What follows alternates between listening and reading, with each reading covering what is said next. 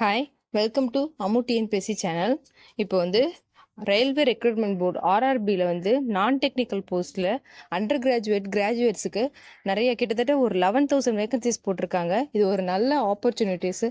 ஏன்னா southern ரீஜன்ஸில் actually இதை பற்றி ஒரு அவேர்னஸே இல்லாமல் நிறைய பேர் அதை அப்ளை பண்ணுறதும் இல்லை. அப்ளை பண்ணாலுமே அதை போய் நம்ம அட்டன் பண்ணுறதே கிடையாது.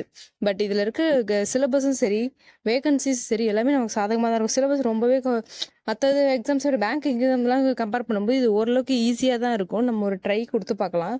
ரொம்ப கொஞ்சம் மெனக்கட்டோம் அப்படின்னாலே ஈஸியாகவே கிளியர் பண்ணிடலாம் ஆர்ஆர்பி. இதோட டீட்டெயில் எக்ஸ்ப்ளனேஷனை இதில் சொல்கிறேன்.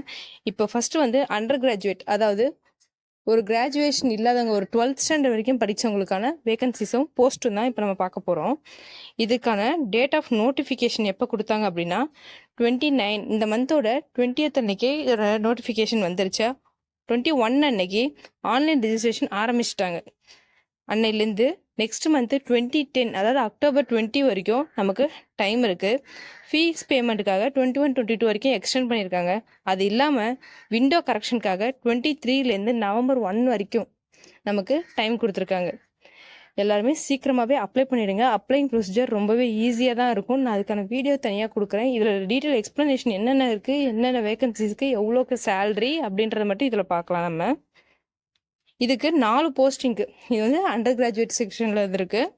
இது 4 போஸ்டிங் இருக்குது. Commercial cum ticket clerk, accounts clerk cum typist, trains clerk, junior clerk cum typist. இந்த 4 போஸ்டிங்கான வேகன்சிஸ் தான் இது.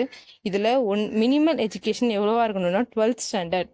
அப்படி இல்லைன்னா டிப்ளமோலாம் படிச்சிருப்பாங்கல்ல, 2 இயர்ஸ் எக்ஸ்ட்ரா படிச்சிருப்பாங்க. அந்த மாதிரி இதில் இவங்களுக்கு ஈக்குவல் ஏஜாக இருக்கணும். அது மாதிரி ஏஜ் 18லேருந்து 33 இயர்ஸ் தான் இருக்கணும். அது இல்லாமல் சில வேக்கன்சி, சில கேட்டகரிஸ்லாம் இருக்குல்ல, எஸ்சி, எஸ்டி, ஜென்ரல், ஓபிசி, அந்த மாதிரி இவங்களுக்கெல்லாம் ரிலாக்ஸேஷன்ஸ் கொடுத்துருப்பாங்க.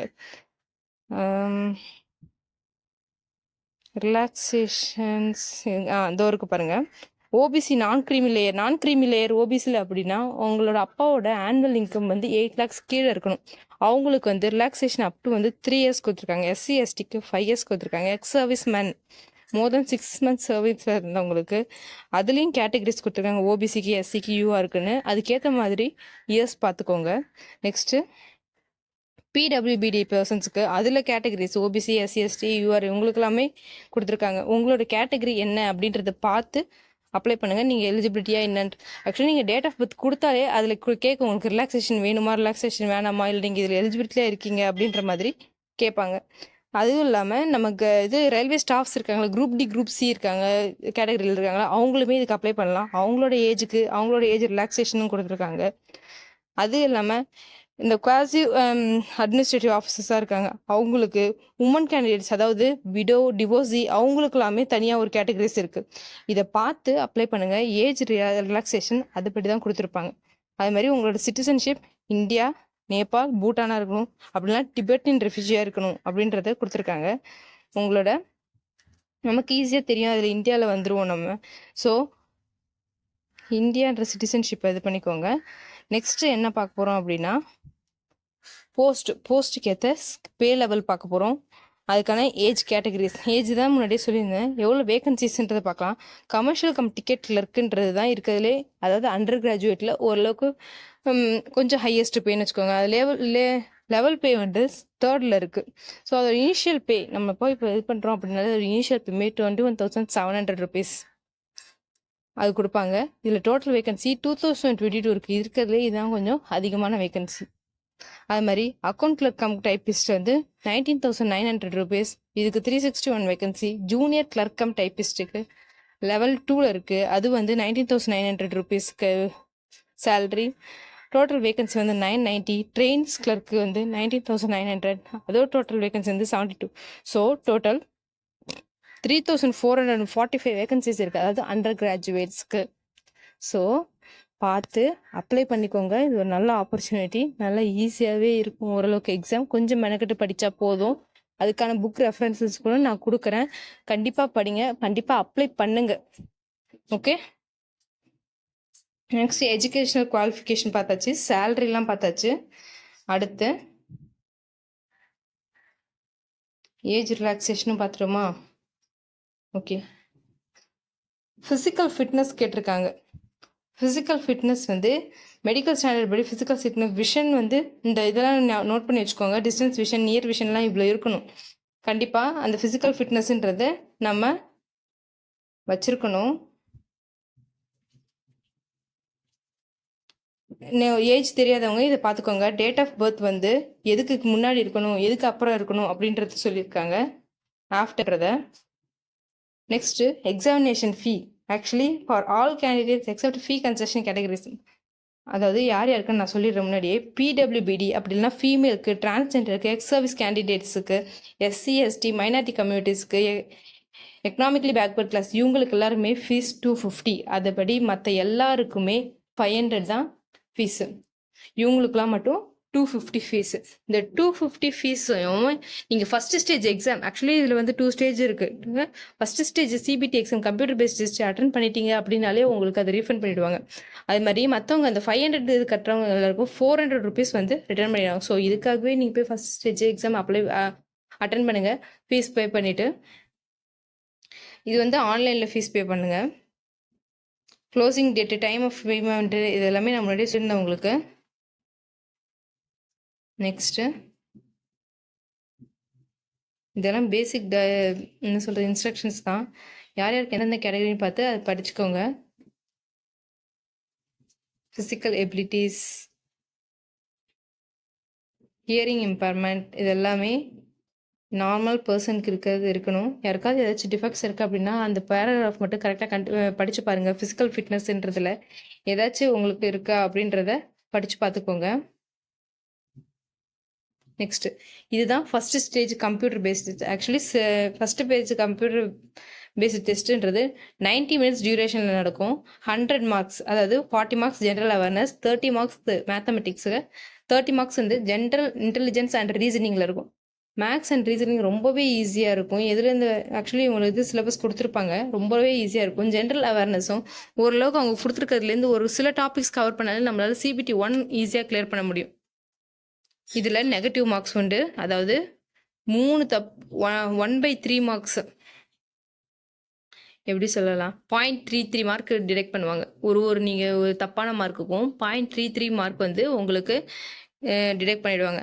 அதுக்கப்புறம் இந்த ஃபஸ்ட்டு ஸ்டேஜ் இதுலேருந்து ஷார்ட்டஸ்ட் அவங்க ஒரு கட் ஆஃப் வச்சுருப்பாங்க. அதுலேருந்து ஷார்ட்டஸ்ட் ஆகிறாங்க. செகண்ட் அதுவும் ஒரு CBT டெஸ்ட்டு தான். அதுக்கு அடுத்த டெஸ்ட்டு போய் எழுதணும். இதோட சிலபஸ் கொடுத்துருக்காங்க பாருங்கள். மேக்ஸுக்கு தனியாக கொடுத்துருக்காங்க, இன்டெலிஜென்ஸ் ரீசனிங்க்கு தனியாக கொடுத்துருக்காங்க, ஜென்ரல் அவேர்னஸ்க்கும் கொடுத்துருக்காங்க. இந்த பாருங்கள், இது எல்லாமே பார்த்துக்கோங்க. இது second stage CBT test. Second stage TB test இந்த ஃபஸ்ட் ஸ்டேஜில் செலக்ட் ஆனவங்க நமக்கு மெயில் வரும். அவங்களோட இதுலேருந்து நமக்கு செகண்ட் இது திரும்ப வரும். இது எவ்வளோனா இதுவும் 90 மினிட்ஸ் டியூரேஷன் தான். இதில் வந்து 120 கொஷின்ஸ் வரும். அதில் 100 கொஷின்ஸ் இருந்தது, இது 120. இதில் ஜென்ரல் அவேர்னஸ் 50 வந்துடும். மேக்ஸும் ரீசனிங் வந்து 35 வந்துடும். ஸோ இதுக்கும் நெகட்டிவ் மார்க்ஸ் வந்து 0.33 மேக்ஸிமம். இதோட சிலபஸும் ஆக்சுவலி CBT 1ஓட சிலபஸும் CBT 2 சிலபஸும் ஒரே மாதிரி தான் இருக்கும். ஸோ ரொம்பவே கிளியராக படிச்சுக்கோங்க. இதை அப்படியே ஒரு ஸ்க்ரீன்ஷாட் எடுத்து வச்சுக்கோங்க. சிலபஸ்லாம் ரொம்பவே யூஸ்ஃபுல்லாக இருக்கும். நெக்ஸ்ட்டு டைப்பிஸ்ட் இதுக்கு மட்டும் டைப்பிங் ஸ்கில் டெஸ்ட் இருக்கும். அவங்களாம் வந்து 30 வேர்ட்ஸ் பர் மினிட்ல, ஹிந்தியாக இருந்தால் 25 வேர்ட்ஸ் பர் மினிட்டு, அது இல்லைன்னா இங்கிலீஷாக இருந்துச்சுன்னா 30 வேர்ட்ஸ் பர் மினிட்ல அவங்க ஒரு டெஸ்ட் வைப்பாங்க. இதுக்கு அடுத்து போனீங்க அப்படின்னா டாக்குமெண்ட் வெரிஃபிகேஷன் தான். டாக்குமெண்ட்ஸ் எல்லாமே ரொம்பவே நீட் அண்ட் கிளியராக வச்சுக்கோங்க. OBC சர்டிஃபிகேட் எல்லாமே வாங்கி வச்சுக்கோங்க. எதுவும் அந்த லாஸ்ட் டைமில் போய் இல்லைன்னு மட்டும் நினச்சிடாதீங்க. அதுவே CBT டெஸ்ட்டு ஃபஸ்ட்டு ஸ்டெப். அதை இதை பாருங்கள், உங்களுக்கு இதுவே புரிஞ்சிடும். First stage second stage test எல்லா டெஸ்ட்டுக்குமே காமன். அதுவே டைப்பிஸ்ட்டுக்கு மட்டும் டைப்பிங் ஸ்கில் டெஸ்ட்டுன்றது தனியாக நடக்கும். ஓகே, தென் ஃபோட்டோகிராஃப் சைஸ் எல்லாமே பார்த்துக்கோங்க. இது அப்ளை பண்ணும்போது அங்கேயே ஒரு இன்ஸ்ட்ரக்ஷன்ஸ் கொடுத்துருப்பாங்க, நான் உங்களுக்கு காட்டுறேன். அதை வச்சு ஈஸியாக அப்ளை பண்ணிக்கோங்க. சைஸ் வந்து கம்ப்ரஸர் எல்லாமே இருக்குது. ரீசைஸ் பண்ணுறதுக்கான எல்லா ஆப்ஷனும் ஆன்லைன்லேயே இருக்குது. நமக்கு சிக்னேச்சர், ஃபோட்டோ எல்லாத்துக்கான ஆப்ரேஷனுமே நமக்கு கிட்ட இருக்குது.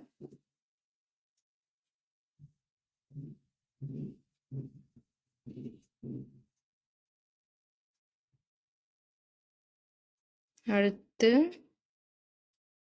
எல்லா டீட்டெயில்ஸும் கொடுத்துட்டேன்னு நினைக்கிறேன். அப்ளை பண்ணும்போது எல்லாத்தையும் ரொம்ப நீட்டாக கிளியராக பண்ணிவிடுங்க. எந்த ஒரு இது பிரச்சனை இல்லாமல் பார்த்துக்கோங்க. எந்த ஒரு இதுலேயும் தப்பு கொடுத்துடாதீங்க. கரெக்டாக கொடுத்துங்க. ஃபோட்டோகிராஃபுக்குன்னு கொடுத்துருக்காங்க பாருங்கள். பேக்ரவுண்ட் வந்து ஒயிட் கலராக இருக்கணும், லைட் கலர் பேக்ரவுண்டாக இருக்கணும்னு கொடுத்துருக்காங்க.